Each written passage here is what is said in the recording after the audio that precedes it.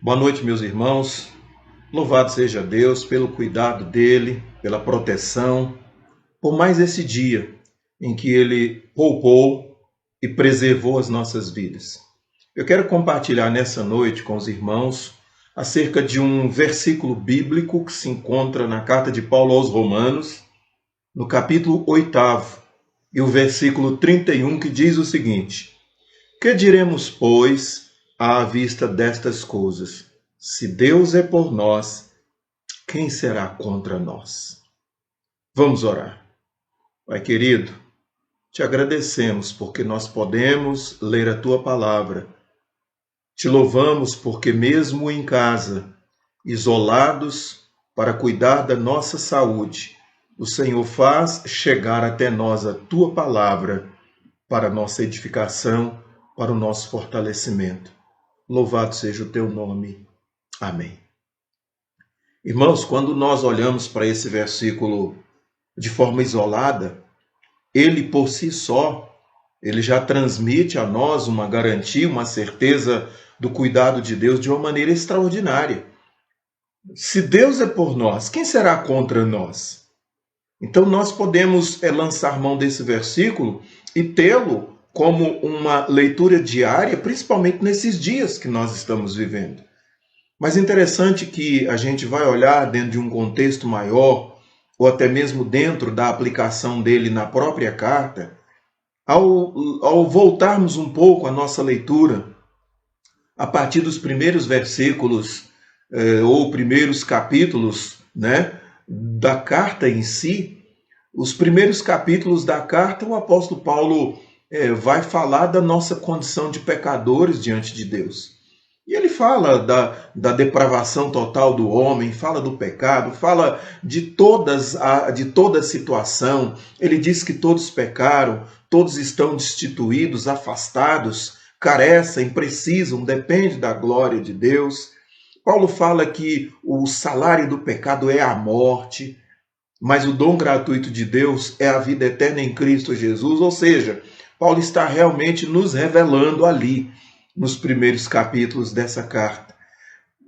Aí, quando a gente segue com a leitura, quando nós continuamos com a leitura, nós vamos chegar ao 5º capítulo da carta aos Romanos, e é um dos capítulos que nós então compreendemos toda a obra, a justificação de Deus, toda a maneira, todo o trabalho de Deus, no sentido de nos justificar ou no sentido de nos absolver.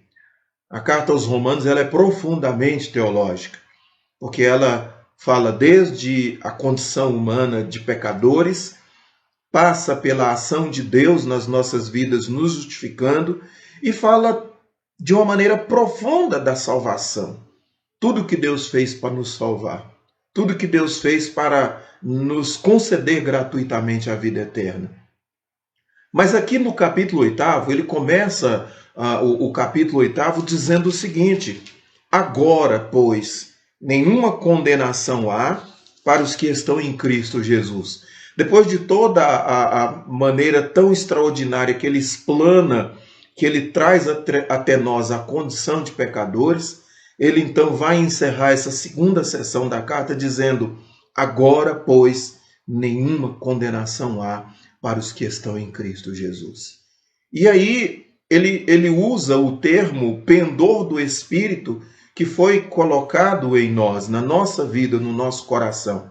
O termo pendor, aqui na carta, de uma maneira bem aplicada, indica inclinação, indica uma vocação. A vocação de cada um de nós pelo Espírito, ou a maneira através da qual Deus trabalhou no sentido de fazer com que esse Espírito agora habitasse em nós. Por isso nós ganhamos o Espírito. Por isso o Espírito foi outorgado a nós, foi concedido a nós. E aí esse Espírito é que trabalha na nossa vida, que trabalha no nosso coração, nas nossas aflições, nas nossas orações. O versículo 26 diz que esse Espírito nos assiste nas nossas fraquezas, nos assiste porque nós não sabemos orar como convém, mas é o Espírito que intercede por nós diante de Deus. É o trabalho dele na nossa vida.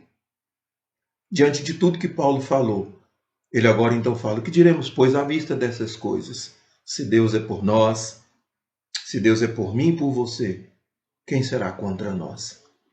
Como que nós vamos entender esse versículo diante do quadro que nós estamos vivendo? Ou seja, se Deus fez algo muito mais profundo, mais forte, para conter a ação do vírus pecado na humanidade, se Deus fez algo muito mais extraordinário para que o vírus chamado pecado não continuasse agindo na humanidade, muito mais agora. E Paulo então dá essa garantia. Por isso que nós podemos pensar como um tema principal aqui é a garantia da proteção e do cuidado de Deus para conosco. Nós então podemos olhar para esse versículo e pensar dessa forma: as garantias da proteção e do cuidado de Deus para com cada um de nós. Porque em relação a um vírus chamado pecado, que era muito mais devastador, muito mais agressivo, muito mais nocivo, que condenava mesmo à morte, e não só a condenação à morte, mas também ao inferno, Deus então fez o trabalho de contenção da ação desse vírus, dando o seu Filho por nós. E quando Paulo começa o capítulo 8, ele então lança essa tese, que agora, pois, não há nenhuma condenação para aqueles que estão em Cristo Jesus. E ele defende todo o capítulo 8, é a defesa da tese de Paulo. E ele chega aqui dizendo: que diremos, pois, à vista dessas coisas, se Deus é por nós? Se Deus já fez algo por nós muito mais profundo, muito mais sério, muito mais forte, para conter um vírus muito mais nocivo, muito mais pernicioso, agora, diante desse chamado coronavírus, que é nocivo, que é agressivo, que é pernicioso, mas não mais do que o pecado. Então nós podemos agora descansar em Deus à luz desse versículo. Paulo diz que verdadeiramente nós podemos confiar. E aqui, com base nessa informação de Paulo, nós entendemos que Deus nos dá tudo o que precisamos. O versículo 32, ele diz isso: se Deus fez isso por nós, quando nós necessitávamos, ele então diz no versículo 32 que aquele que não poupou o seu próprio filho, ou seja, Deus foi capaz de poupar o seu filho por nós. Agora, ele não vai nos dar graciosamente outras coisas, como nós estamos agora precisando dessa continuidade da proteção de Deus diante dessa ameaça que nos assola? Deus nos deu graciosamente o seu Filho. Deus, no versículo 33 aqui, o apóstolo Paulo diz que Deus nos defende contra as acusações do inimigo, contra as acusações de Satanás. O versículo 33 ele mostra isso. Satanás é o grande acusador dos eleitos, dos escolhidos de Deus. No tribunal divino nós somos acusados pelos nossos erros. Porém, Deus nos justifica e nos declara perdoados.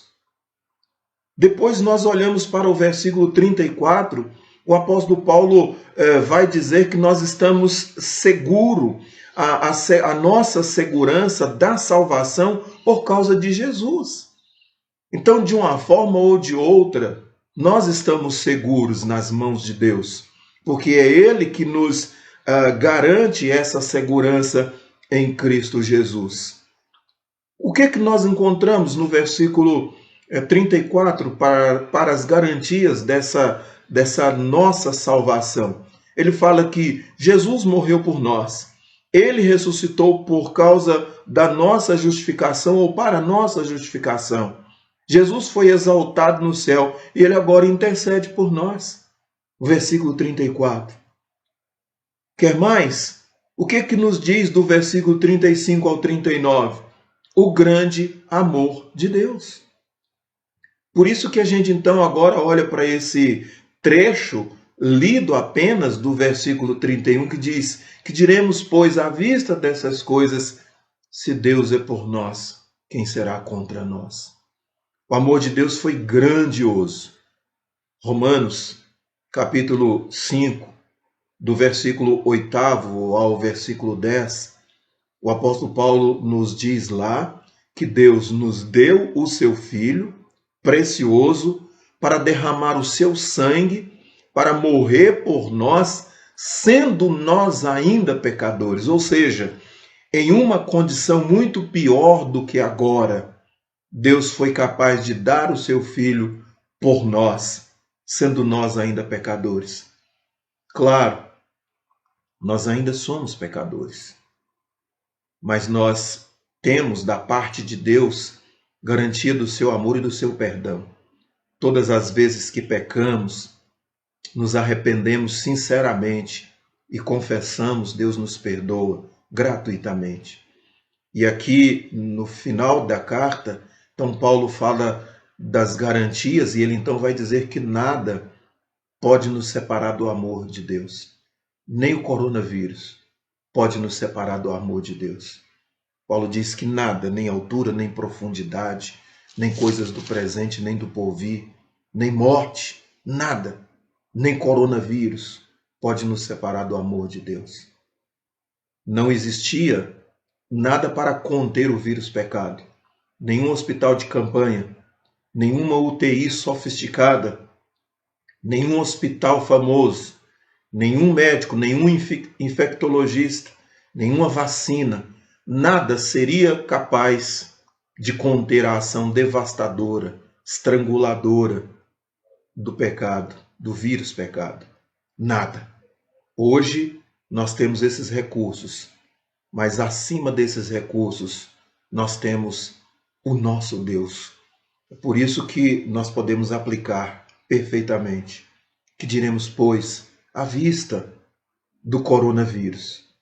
Se Deus é por nós, quem será contra nós?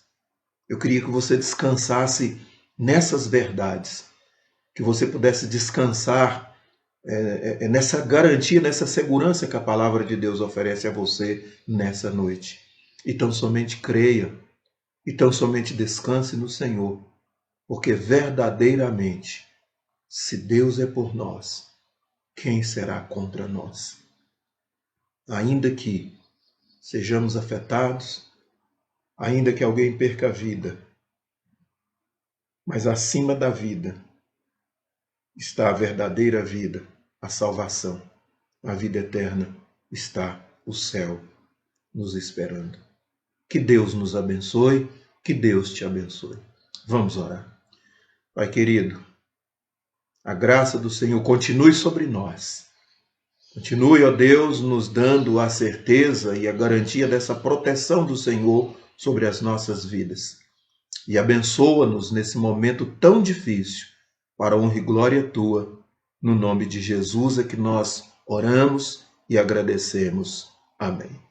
Queridos irmãos, que Deus vos abençoe e tenha uma noite maravilhosa.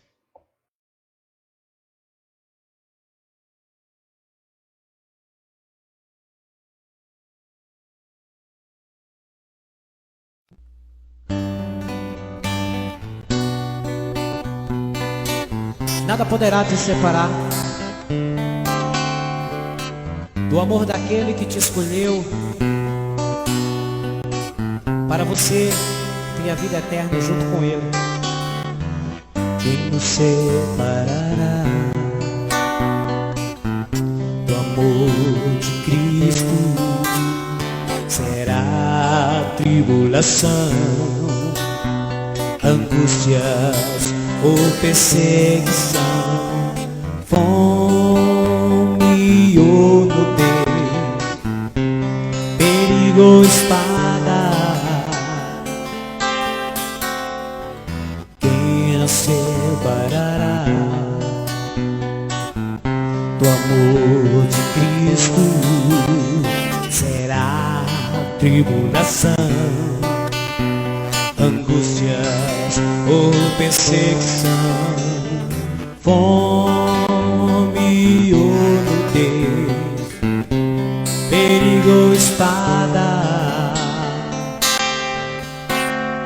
porque eu estou bem certo de que nem morte, nem vida, nem anjo, nem principados, nem coisas do presente, nem do porvir, nem poderes, nem altura, nem profundidade, nem qualquer outra criatura poderá nos separar do amor de Deus que está em Jesus Cristo, nosso Senhor, que está em Jesus Cristo.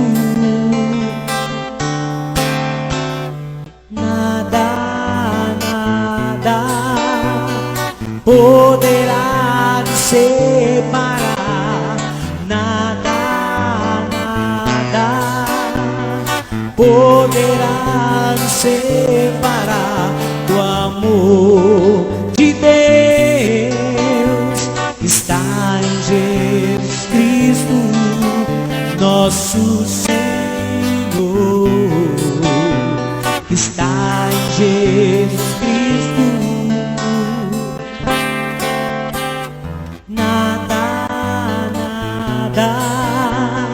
Poderá nos separar, nada, nada poderá nos separar do amor de Deus que está em Jesus Cristo, nosso Senhor.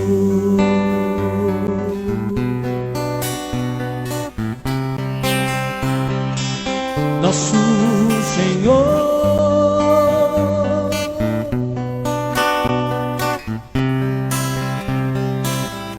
nosso Senhor.